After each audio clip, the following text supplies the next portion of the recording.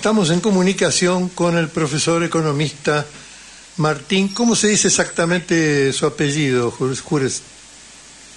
Oures. Oures. ¿Cómo se lee? Tal cual. Bueno, bienvenido a la mañana del domingo. Quedé muy deslumbrado por por todos los tips que usted entendió viendo la reacción de la sociedad frente a este gobierno tan difícil de absorber en muchos temas, y me gustaría compartirlo con la audiencia porque usted estuvo muy sagaz, muy brillante y muy profundo en su análisis, Martín. Bueno, les agradezco primero la oportunidad del contacto.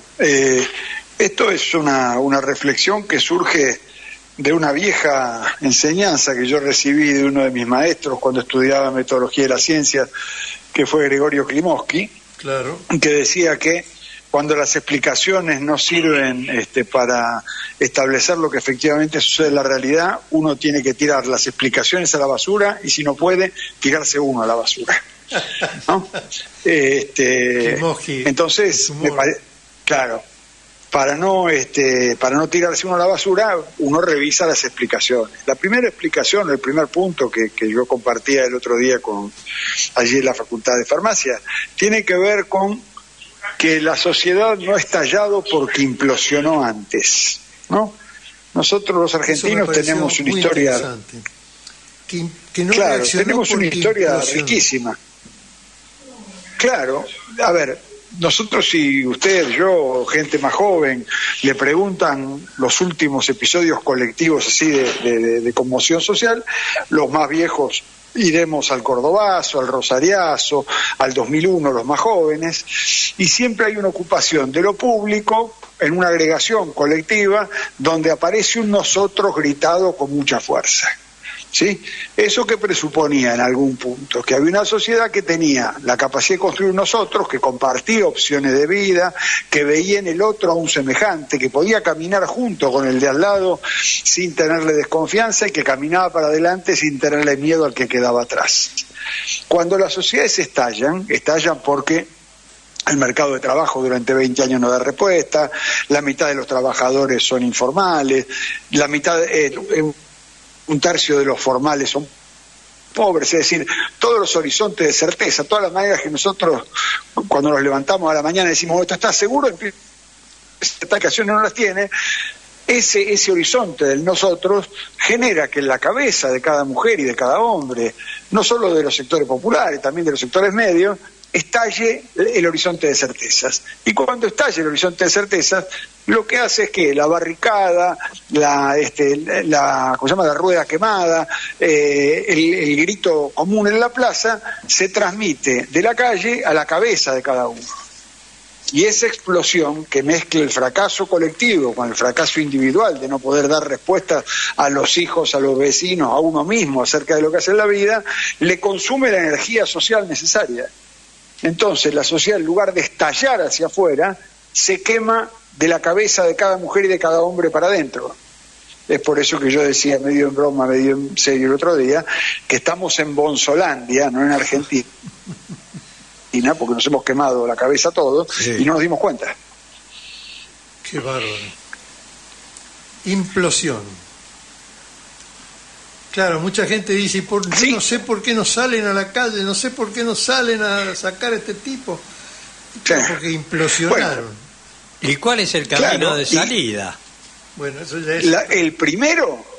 El primero es entender que implosionaron, ¿no? Claro. Porque si no, con el perdón de la audiencia, lo que piensan algunos, que siguen diciendo cómo le quieren dictar a la sociedad cómo tiene que sentir, vivir, reaccionar, admitir la derrota, administrar su carencia. Uno desde afuera con el dedito ordenando le dice, mire, usted tendría que estar sintiendo esto, hacer esto. ¿Sabe cómo termina esa discusión? Uno encogiéndose de hombros y diciendo, ¿qué carajo tienen en la cabeza? Exacto. ¿No? Y el qué carajo tienen en la cabeza, con el perdón de la audiencia, repito, es un argumento explícitamente reaccionario, se enuncie por izquierda o se enuncie por derecha, porque lo que hace es desconocer que lo que hace la historia concreta de las mujeres y hombres concretos son las vivencias y la manera en que la gente procesa esas vivencias. No hay un libro de la historia que dice capítulo 2, ahora la calle, capítulo 3 nos juntamos, capítulo 4 hacemos un partido político, capítulo 5 tomamos el poder, capítulo 6 el programa es este. No hay eso, y menos cuando no hay agregación. Entonces la obligación para salir de esto, la primera obligación es entender que esto ha sucedido. Entonces, la segunda obligación es, si el sistema, la lógica de mercado, este sistema salvaje de explotación y de autoexplotación, y remarco y subrayo 4 veces la autoexplotación, nos lleva a segregarnos de los demás. La primera actividad que tiene que tomar la política para instituir un futuro distinto es agregar, es hacer un nuevo común, que no puede ser resucitar el viejo común, tiene que ser uno nuevo y hay que construirlo. O sea que la jugada es según como vengan las barajas. A ver, la jugada es acorde a cómo viven los que la tienen que hacer. ¿No? Es terrible, pero hay que entenderlo así. Miren, yo el otro día lo señalaba en otro lugar. Cuando uno dice, miren, hay que encontrar un gran programa que haga muy agregado. Yo decía, miren, lo que conmocionó la historia argentina, la historia mundial, perdón, de los últimos 2 siglos, fue una consigna sobre el tiempo humano. Usted me dirá, este hombre está loco, como un domingo a esta hora del mediodía me viene a hacer una reflexión acerca de que lo que conmovió al mundo fue una reflexión sobre el tiempo. Cuando los trabajadores y trabajadoras se pararon de manos y dijeron 8 horas de trabajo, estaban diciendo no queremos que nos roben más horas que esta, es decir, estaban discutiendo su tiempo humano, no estaban discutiendo una transformación social solamente revolucionaria que podía ser consecuencia de eso. Pero el impulso privativo inicial era no me saquen la vida. Claro.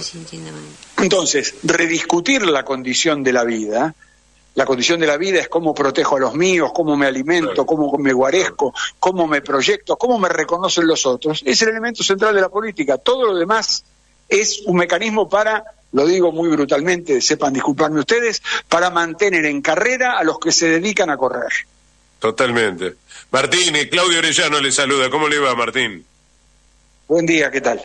¿Cómo anda? Bueno, yo soy mucho de viajar en transporte público y yo lo vengo observando ya hace mucho tiempo con este fenómeno del gobierno. El gobierno evidentemente comunica muy bien a su manera, pero comunica muy bien, porque uno ve, yo observo en la gente laburante que viaja en el tren, viajo bastante en el tren y en los colectivos, veo como una actitud de estar vencidos, de estar agotados. Uno de pronto ve algunos canales de noticias viendo a gente diciendo, y ya tengo una cuarta changa y hay que agachar la cabeza, hay que poner el pecho. Eso me cuesta creer en un gobierno que prácticamente está quitando todos los derechos sociales del trabajador, ¿no? Sí, claro.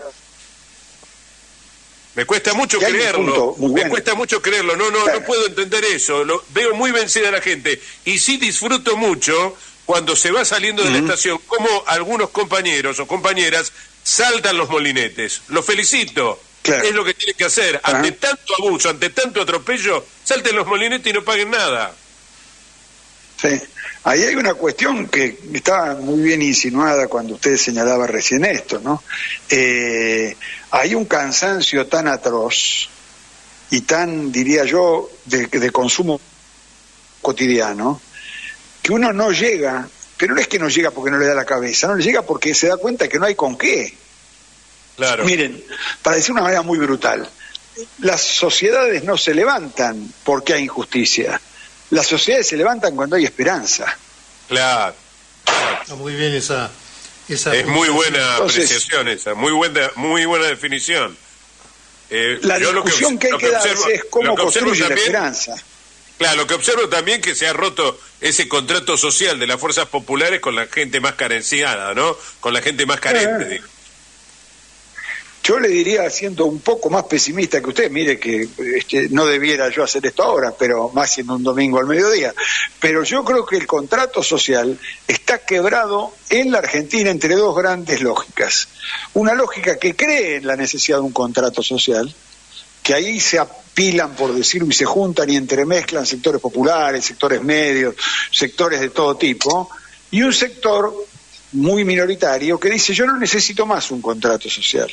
Yo necesito un sistema de mercado ordenado, claro, que no es un contrato social. Porque el contrato social, ¿qué suponía? Para decirlo en términos muy estilizados, que yo firmo el contrato a cambio de una seguridad colectiva. Claro. Lo que está en disputa hoy en la Argentina es cuántos y de qué manera se quedan afuera de cualquier mecanismo de seguridad de vida. Sí. Es decir, ¿a cuánto nos come la precariedad? ¿A cuánto nos come la incertidumbre? Y en esa tesitura no hay contrato social posible. Porque el contrato, ¿qué hace? A ver, usted firma un contrato de alquiler. Yo me peleo con usted porque le dejo de pagar. Entonces usted va a un juzgado civil y dice: mire, el señor Urén me agarra, me alquiló la casa y no me paga.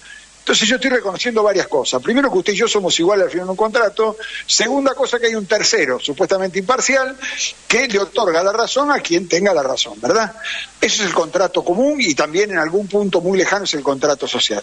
Ahora, si yo no me reconozco igual que usted, si yo no necesito de usted, y el tercero tiene que servirme a mí por una cuestión estructural, le hace porque en vez de ser el juez es el abogado de mi empresa, yo no hay contrato social posible.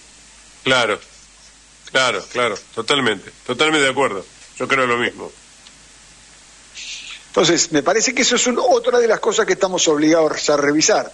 Carlitos Aullero, que fue un gran amigo, un diputado hace muchísimos años. Demócrata cristiano. Sí, señor. Claro. Sí, señor. Decía Carlitos Aullero siempre una frase que a mí me quedó grabada. Dice: miren, el problema que tenemos los que pensamos distinto no es que tenemos que hacer el barco y después tirarlo al agua. Estamos arriba del agua y tenemos que hacer el barco mientras vamos nadando. Claro, qué razón. Muy Pobre bueno. Carlos, murió bueno. tan joven, tan brillante. Muy buen ejemplo, maravilloso. Muy buen ejemplo eso, muy buen ejemplo.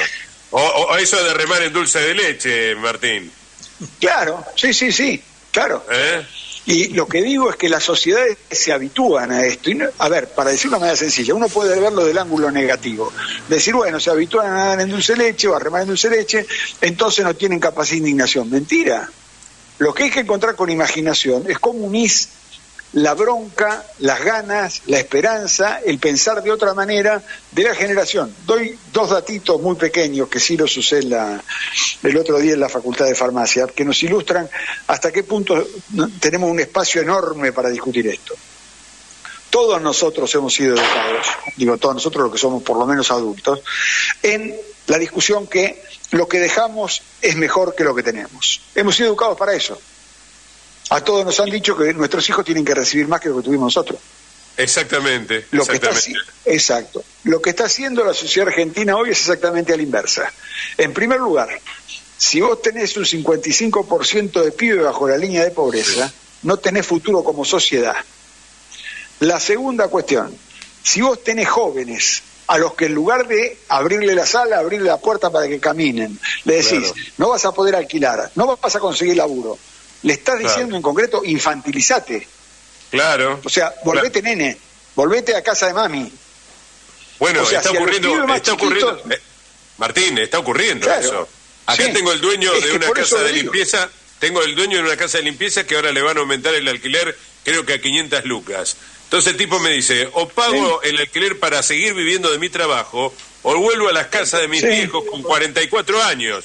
Entonces, ¿sabés lo que le dije? Es que volví a la casa de tus viejos, no vas a ser el primero ni el último. Bueno, estas cosas que cambian la perspectiva, digamos, de su... Tienen que ayudar como sociedad a decir que estamos saltando, no al siglo XIX, como dice en alguno de sus delirios aberrantes Milei. Estamos yendo al siglo XVII y XVIII, que es el reinado de la herencia como mecanismo de reproducción social. Si tus viejos fueron propietarios de inmueble, tal vez tengas la posibilidad de ser propietario de inmueble, tal vez siquiera una vez. Ahora, si tus viejos vienen de alquilar, olvídate. Olvidate. Si tu viejo tuvo un trabajo formal, capaz que tenés una red de relaciones que te consigue un trabajo formal. Si no, olvídate. Y eso se llama reinado de la herencia. Y el reinado de la herencia, nos guste o no nos guste, primero le impide cacarear a los liberales, porque los liberales cuando hablan de sujetos con llevar adelante su posibilidad de realización. Y la herencia es exactamente lo contrario. La herencia es un cartel luminoso que te dice, ahí de donde venís, ahí te vas a quedar. Claro, exacto. Y además se ha dado en este año del gobierno del desquiciado, como yo le digo, perdón, ¿no? Pero le voy a decir el desquiciado, se ha dado una cantidad de pérdidas de laburo por parte de la gente joven que realmente es trágico, Martín, ¿eh? Es macabro, ¿eh? La cantidad de chicos jóvenes que han perdido el laburo, tipos preparados, ¿eh? Preparados para llevar a cabo determinadas tareas, ¿eh? Sí, claro. Y esos son, para decirlo con toda sinceridad, aunque duela, los preparados son los privilegiados de la Argentina, aunque estén galgando. Claro. Porque el que no llegó a la preparación no tiene ni capacidad de ver pasar el tren, para decir de una manera sencilla. A algunos se les pasa el tren viéndolo, a otros no ven ni el tren. Exacto. Y esto es lo que estamos reproduciendo cotidianamente de manera silenciosa. Porque el problema de la implosión, y vuelvo al punto del origen de nuestra charla, es que no tiene señales de emergencia, no tiene carteles como en la ruta, no dice en 500 metros una curva, cabina de peaje, reduzca la velocidad si hay niebla, ninguna de esas señales están, pero sigue pasando. Claro. Lo que impulsa en todo caso es la desgracia y la falta de... el vacío que genera no tener panorama. En algún momento todo vacío tiende a ser llenado, ¿no? Sí, lo riesgoso, muy buena reflexión, lo riesgoso son dos riesgos grandes. El primero, que el no tener esperanzas hacia adelante, esto yo lo decía el otro día en medicina, nos lleve a nosotros a buscar nuestra casa común, no en el futuro, sino en el pasado. Ahí estamos fritos. Y lo segundo es que algún grupo, básicamente son grupos mesiánicos de ultraderecha, se haga cargo de la necesidad de sacarme de esta como sea, y en lugar de ser ya solamente esta fantochada neofascista de Milei, adquiera otras características. Les doy un dato que pasó desapercibido para que entendamos el nivel de degradación que a veces estamos. El día que se estaba haciendo la charla de farmacia, Milei hizo una declaración acerca de su año de gobierno. En uno de esos puntos dijo, para entender los peligros que tenemos, ilustró esto, así fomentamos la competencia entre provincias con autonomía fiscal. Claro. Hay que ser muy loco, totalmente. Jugar con este tipo de cosas. Europa nos está diciendo, en España, en Italia y en tantos otros lugares, que la competencia entre regiones puede poner en duda la unidad de un país. Totalmente. Imaginémonos el caso, por un instante, digo esto porque hay que mirarlo para que después no pase.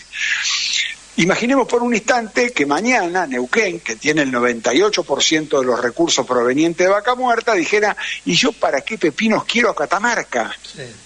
¿Para qué quiero La Rioja? ¿De qué me sirve Formosa? Claro. ¿Cómo mejor el tercer cordón del conurbano que no produce nada? Y entonces en lugar de un para autosuficientes y reaccionarios que nos evaporan la sociedad antes de empezar a hablar. Nosotros tuvimos los riesgos de no mirar. Nosotros tuvimos al contrario. Nosotros tuvimos una percepción de esto en la época del menemismo, cuando se dio a las provincias el manejo de la riqueza propia, digamos. Yo hablaba con una arquitecta encantadora, grande, cuyo nombre no me acuerdo ahora, y yo le decía, potenciar a las provincias indudablemente va a generar que las provincias tengan más poder y que sean más brillantes en el concierto de la nación. Claro. Y ella me dijo, bueno, yo como arquitecta lo veo como una dispersión, como algo que se está yendo, ¿no? Ajá.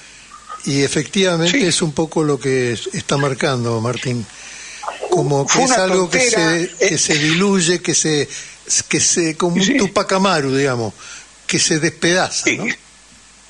Ahora, si en aquella época lo vimos, después lo experimentamos cuando medimos qué pasaba con el sistema educativo transferido a las provincias. Sí.